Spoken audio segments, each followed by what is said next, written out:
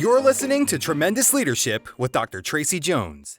Hello, Tremendous Leadership fans. Welcome to the Tremendous Leadership Leaders on Leadership podcast, where we pull back the curtain on leadership and talk with leaders from all ages and stages of their life, what it takes to pay the price of leadership. And today I am so excited because I have a very special guest. Her name is Madeline Frank, PhD, and Dr. Frank helps businesses and organizations tune up their business, and you'll understand that shortly. Her speaking and writing reveal the blueprints necessary to improve, grow, and expand any business.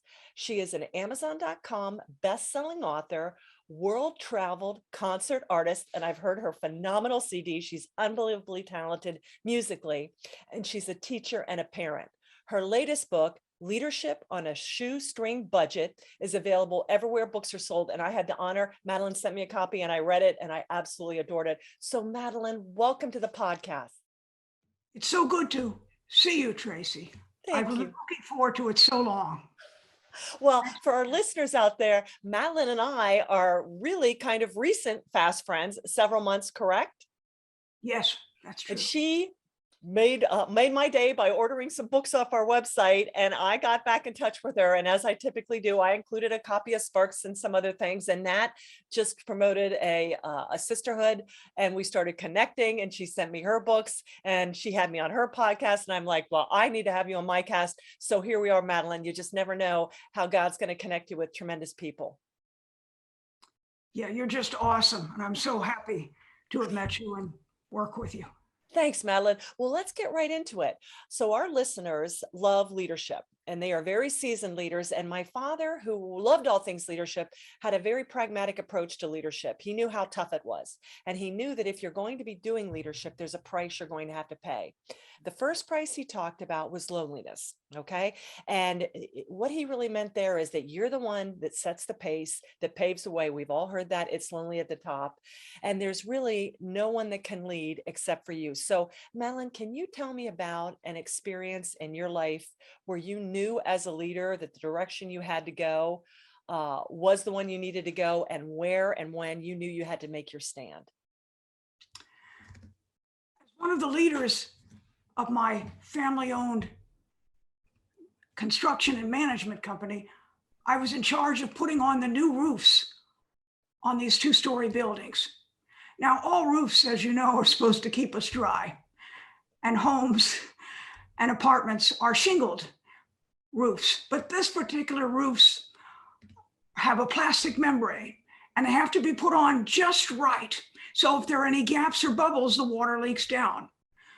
So I went down to the job site because the roofers had been working on these two-story roofs. I climbed up the two-story ladder, 26 feet in the air with my camcorder over my shoulder, and started to look down at the roofs to look for bubbles and gaps. And then suddenly I heard, as I was looking down, a herd of elephants coming towards me. And I decided I better stand up straight and see what's going on here. And I realized it was the head roofer, big guy, looked like a football linebacker. And he was waving his arms, and he was very angry. He looked like one of those bulls that were just terribly angry. Anyway, he's coming towards me. He finally gets a foot in front of me. I remain calm. I look him in the eye, and I stand my ground because he's waving. I didn't want to fall over off the roof. And he yells at me, "I want $3,000 right now." And I just remain calm. I keep looking at him. I let him finish. And then I said, "Do you remember the $3,000 I gave you 3 days ago for the roof?" He makes no comment. I said, "I'm sorry." I pretended to put my hands by my pocket. "I don't carry that kind of money with me." "Let's see, is there an ATM on the roof?" And he's looking around to see if he can find one. And then he started to move away. And I decided to pack up the camcorder and get off the roof as fast as I could. I learned several strategies from this experience. One, stand your ground. Look the toxic person in the eye. Let them vent. Just listen. then go ahead and comment. But don't step back and fall off the roof. That's another thing. It's terribly exciting job. It is terribly lonely, Yes. but you have to admit that when it gets finished, it's such a wonderful thing. Right. Well, and that's beautiful. That's what my dad would say. The price of leadership is tough, but in the end, it's so worth it. Otherwise, it wouldn't be worth paying it. And I love that you really said, hey, you may be the only one at that time to deflect what's coming, and you can't run back. My dad always said that too. You can't lead with a committee, and you may be the one that has to stand there and answer. Okay, so along with loneliness, Madeline, tell me about a time where you had to get started on leading an action when everyone else was just talking about it, thinking, or planning. And we've all been through that as leaders. We all want to get input from everybody. But how do you know when a leader, hey, it's time to bite the proverbial bullet and we need to pull that trigger and go? Yeah. My greatest enjoyment is helping students by encouraging, motivating them to get their dreams. I received a call from a mother of a high school student. She said to me that her husband's employer had recommended me as a violin teacher. That even though I was a woman, because she would rather have a man for her son, she would try me out. And then she said, my son is lazy and stupid.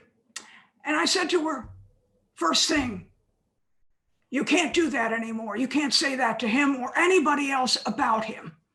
If you want him to study with me, you're going to have to say positive things to him. Mm-hmm. The next day, a young man walked in with multicolored hair, an earring, strange looking clothes, with his head down, looking depressed. We began to work on the scales, the etudes, the pieces, and the state orchestra audition music that he wanted to try out for in 5 weeks. He started to play, and he played so beautifully. He had so much talent, and I told him so. We worked on the materials that day, and I could see he was beginning to evolve even then. The next week, a young man with a smile on his face, neatly dressed, with his head up, eagerly walked through my class door. He wanted to get busy on the materials, and he'd done tremendous work. Mm-hmm. And I told him so, and he began to blossom like a flower. By the 5th week, the day before the audition, he was doing such a beautiful job. And I told him so. I said, you're going to do just wonderfully well tomorrow. I can tell. He had transformed. It was just amazing, Tracy. Yes. A few days later, I received a call from him. It sounded like there was a smile on his voice in the telephone. He said, I made #1 out of 40 violinists. I'm the concertmaster. I'm so happy. And I said, I knew you could do it. I'm so proud of your work. This young man had transformed because of the honest, sincere compliments I gave him. It helped him transform to see that he was capable to do the job, which I knew he was. It's so important to help people by giving them honest, sincere compliments, to help them, encourage them to do their best. The same thing we have to do to ourselves, we have to do to others as well. It makes such a difference. It does. And I love your spin on loneliness. It's not only loneliness as a leader, but also keeping an eye on if someone on our team or under our tutelage is lonely, because it's a real thing. And then in helping them realize they're not alone, you know, they do have value. They do have, because that's what loneliness is. You just feel like, you know, nobody likes you, everybody hates you, you know, that little ditty as a kid, I'm going to go home and eat worms, you know, and then you let them know, no, you do have value and worth. So I love your take on loneliness, Madeline. Okay. Next, we're going to talk about weariness, which is a real thing. Okay. And if you're going to be doing anything worthwhile, you know, as well as I do, even in a perfect world, there's going to be times when you're going to be carrying way more of the load because you're the leader than other people. So how do you handle the pace and this attitude from others that we need not work so hard and take it easy? You see this a lot out there. How do you deal with that? Well, I don't pay any attention to people that tell me not to work less. Okay. You lead by example. Right. You lead by putting one foot in front of the other and taking action until you solve the problem or work out the project. And that's the way I do things. I don't believe in sitting on the sideline. I believe in leading, standing beside people, helping them get the job done. Absolutely. Absolutely. And then how do you handle the burden and the responsibility of leadership? Because as they say, heavy is the head that wears the crown. How do you deal with that? It is a heavy burden being a leader, but you're the one who's responsible. If something goes wrong, you're the person. It's like President Harry Truman said, the buck stops here. Mm-hmm. One day I received a call from one of the businesses of the buildings that we rent and manage. And he said, the building is falling apart. We have somebody here who doesn't know how to fix the exterior on the stucco. It's just falling off. Okay. Come and see what happened. I brought a plastic bag, hopped in the car, and went down to look. The person who was doing it, I hadn't hired him. I don't know who did, but it was my job to fix it. I immediately called on my cell phone an expert who knew how to fix stucco buildings. And I said, you have to come now. I need the help now. He sorted it out and fixed it. It cost tremendous extra money to do the work, to fix the wall, but it was worth it. Right. Your job as leader is to fix it. It doesn't matter who did the problem, you fix it. It is a wearisome job, but when it's all fixed and looking good again, wow. Yeah. You get energized just by it. Well, I mean, that's so important because a lot of times leaders, and I was on a board recently where something like that, we had contracted out to somebody to do some work. And guess what? Every month, it's still not fixed, still not. So it's like, listen, we're not going with these guys anymore. You need to call somebody else. I don't care what it costs. You just don't keep throwing bad cost and bad time. Somebody's got to come in and fix it. These guys we can't just keep talking about this. So that's a really great point for leaders. Your job isn't there.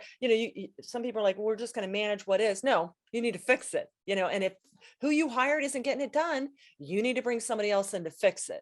I've had to do that many times. It's a fact of life, because it's unproductive weariness when you just, what was that? Einstein is the definition of insanity is doing the same thing over and over again and expecting a different result. They've already tried to fix it 10 times. The 11th time it ain't going to fix. So let's move on. All right, Madeline, tell me about your growing pains and how you stay motivated to keep showing up. I keep being motivated to work by waking up early every morning at 5:30. Okay. Because I want to read books that will feed my mind and give me new ideas that can help solve the problems or show me how to fix something better. So I write the ideas down and then I think about them. Many times I'll write articles and hand them to people that I think would be helped by reading that particular thing. But I find it energizes me and gets the day started on a positive note so I can encourage myself and work forward on what I need to do. And can you tell me, so my father always said one of my favorite lines was, most people have a thick skin and a hard heart, when in reality, we need a thin skin and a soft heart. Can you tell me how you've transformed as a leader in this regard? I transformed myself when I began to realize that babies have blank pages and that you have to be careful what you write on those pages. You have to write positive, motivating things, giving them hope. It's the same way with yourself and other people. You have to be careful what you write on their blank pages. You have to give them an honest, sincere compliment. When they're down, they're depressed, you have to make them smile so they can think clearly. You have to approach it differently. You and I know we work better when people speak to us with respect, kindness. We don't work well with people that are shouting and annoying us. So this is the thing about the blank pages. We have to stop and think and then say something complimentary, even something simple, but just calm that person down because they can't think, they can't work. Right. Right. And so then how do you handle, that's us saying that to them. How do you handle the critics, the biting tongues, the critical spirits? How do you handle that when it comes on us? Everything that we try and do for others, the opposite gets returned to us. How do you stay? Because that can really just quench your spirit. Every day, to encourage myself, beginning early in the morning, I write in a gratitude list, a full sentence of what I'm grateful for that day, what's going to go well, what occurs. And I learned to do this from Dr. Dealey Picardo Johansson, a medical doctor and life coach, and a best-selling author of the new book, Bouncing Back. She said to me, for reading this book, that the best tool that she can give her patients and her physicians group that she leads is the gratitude journal. She says she has them write the 5 things that they're grateful for that day in complete sentences, so that you're pouring out your gratitude. You're pouring out positive things that are taking place so that you're setting yourself up for success and encouragement, motivating yourself for the day. And that at the end of the evening, before you go to sleep, you read these encouraging statements. You savor them, she says. And you say, thank you, thank you, thank you, as you're reading them. So you're becoming positive inside.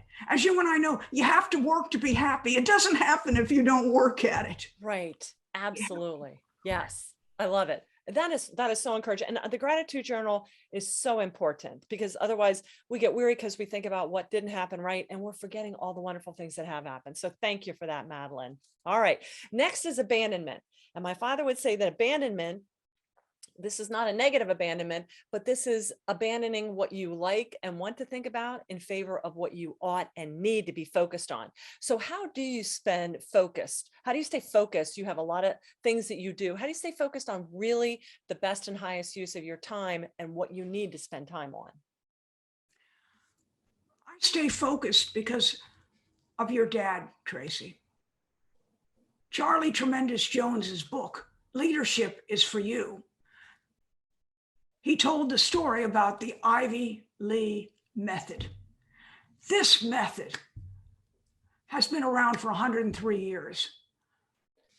Ivy Lee was a productivity specialist. Right. And he taught, I call him the king of Bethlehem Steel. He was, right. Yeah. He taught him how. He handed him a sheet of paper and said, write the 6 most important things that you have to do the next day. And then put the number 1 thing you have to do first, the number 2, number 3. In other words, prioritize them. And then he said, tomorrow, first do the first thing until you've completed it fully, and then do the second and third. And then what you don't finish, put those on the top of the list for the next day, and then add 3 more. And this is how I stay focused with what I have to do for the day, and keeps me positive, moving in the right direction so I don't get sidetracked. Wow, I couldn't agree more. That Ivy Lee method, for those of you that are listening, you've heard me talk about it numerous times. You hear Madeline talk about it. It is absolutely sheer brilliance. And there are little templates online that you can do it automatically. I just do it old school. And today is already in the can. Tomorrow's, the preparation for how great tomorrow's going to be starts today.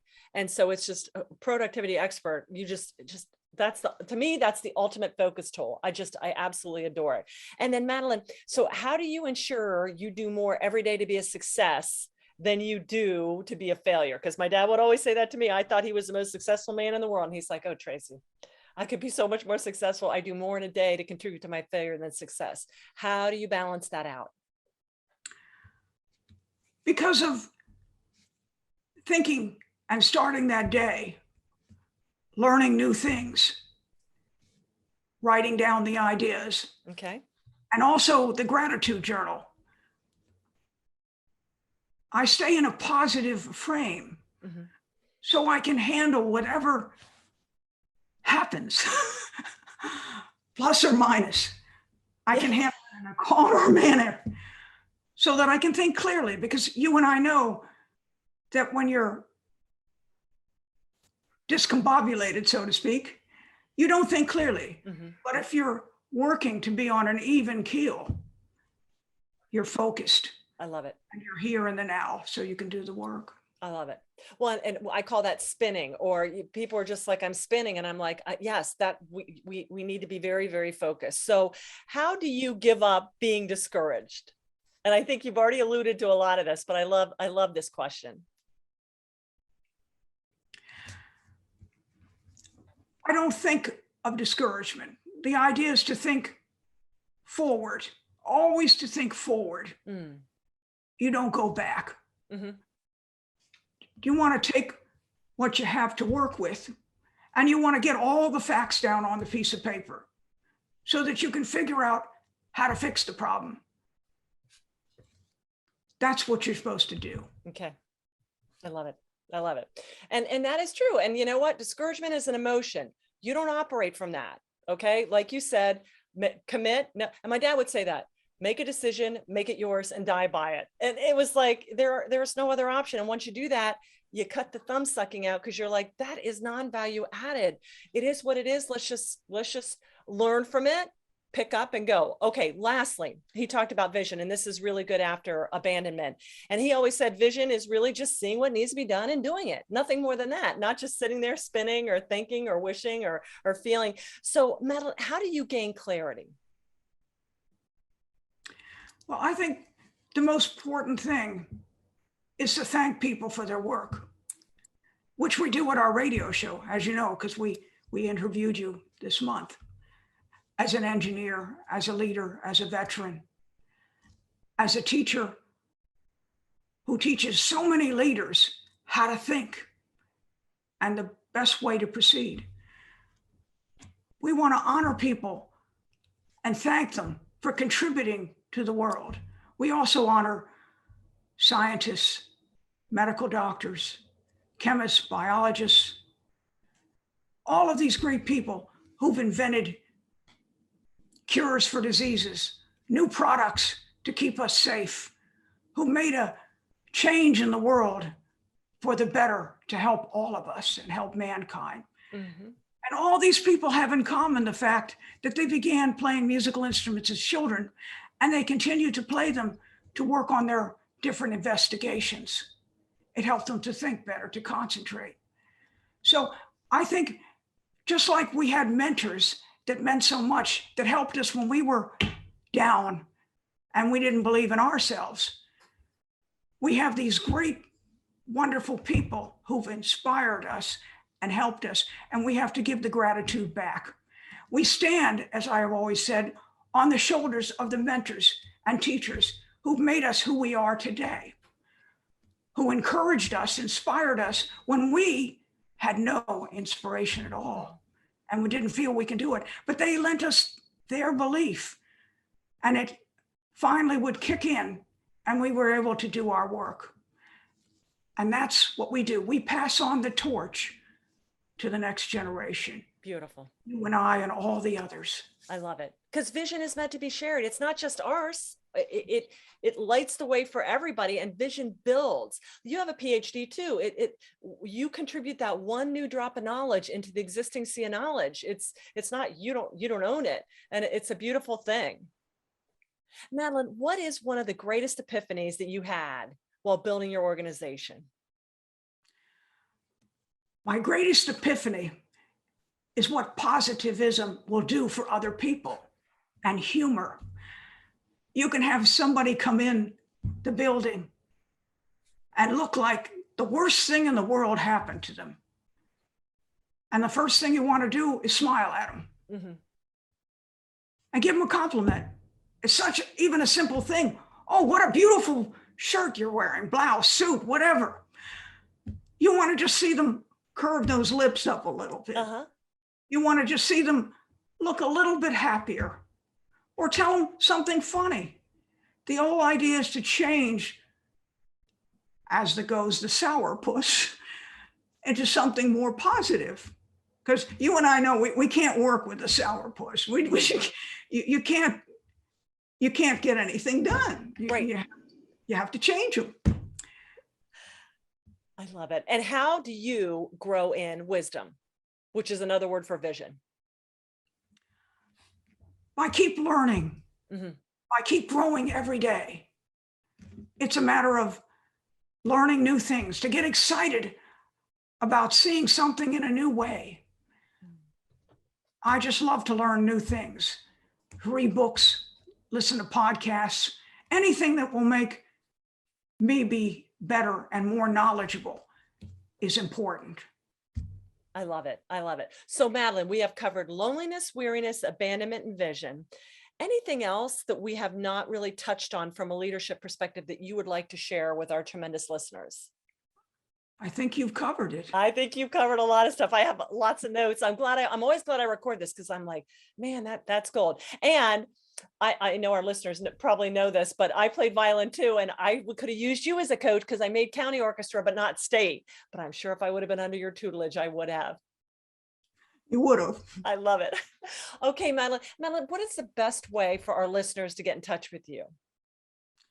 Well, I would say to go on to one of my websites, www.madeline, Madeline, Frank, Frank, viola.com, or to go on to my other site, which has a lot of the articles that I write, and that would be www.madelinefrank.com.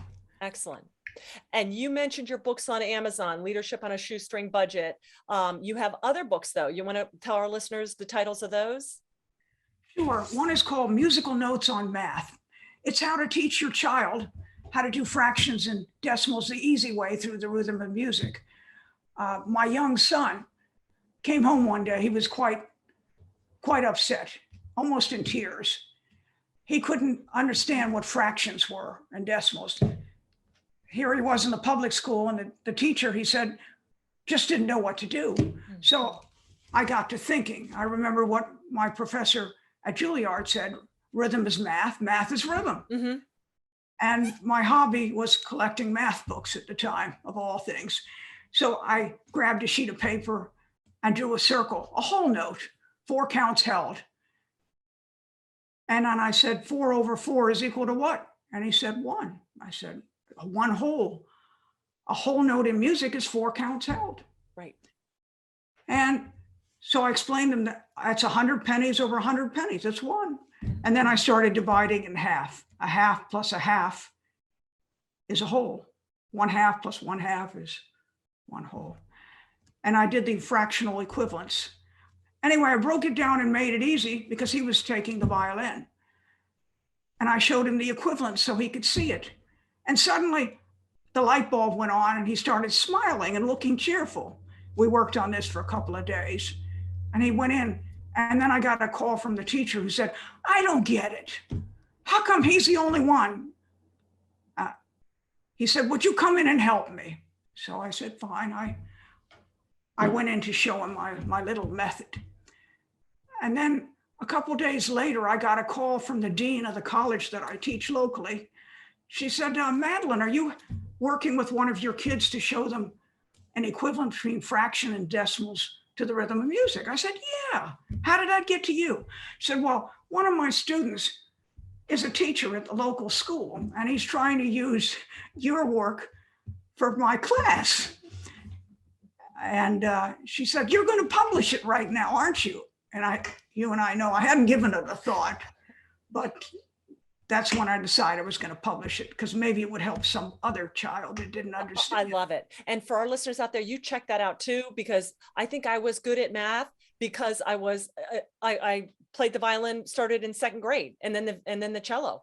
I mean, math is beautiful, and it is like music. It's like a recipe. It's you follow what you see, and that's how you get it. So I love that. And then, Madeline, where can our listeners get some of your recordings? Oh, well, I love to play, and I love to see people smile. And I've had the pleasure of playing all over the world. And if you're interested, there's on my website, if you go on, you'll see the link for Madeline's Midnight Melodies. And that was a recording I made for my mom, who she had certain things that she loved.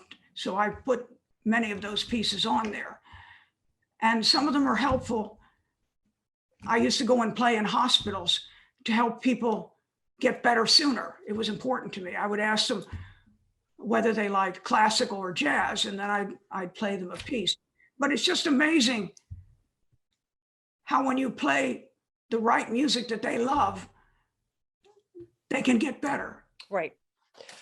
Well, one of my dad's little speeches was called The 3 Therapies of Life, and music is one of them. And he would say, and he loved classical, he loved big bands, he loved bagpipes. And he would say there are times when his heart was so broken, but he put on music. And that was just such a blessing and such a healing salve to him. So he really was like, humor is beautiful, people, but music is definitely one of the therapies of life. And I love that. Get better sooner. And music does that. Yes. Awesome. Well, Madeline, I can't thank you enough. For our listeners, the show notes are down there. You please be sure and you connect with Madeline. She is an amazing resource. If you have kiddos out there with math, get her book. If you're running a business on a shoestring budget, I read both those books. I have her CDs, and she is just a tremendous individual. If you like what you heard, please be sure and hit the subscribe button so you don't miss another issue, and leave us a comment in the honor of a rating. We'd be so thankful for that. Please reach out, drop us a comment about what you thought. We hope you got some tremendous value about what it takes to pay the price of leadership. Madeline, thank you again. So gracious to have you here. You're awesome. Right back at you. Takes one to know one. All right, tremendous tribe. Thank you so much for everything. Keep on paying the price of leadership. Have a tremendous rest of your day. Bye-bye. Bye-bye. Thank you for listening to Tremendous Leadership with Dr. Tracy Jones. Find out more about Dr. Jones at www.tremendousleadership.com. If you've been ignited by something you heard in this episode, let us know by leaving a review for Tremendous Leadership wherever you listen to podcasts, or by sending us a message through www.tremendousleadership.com.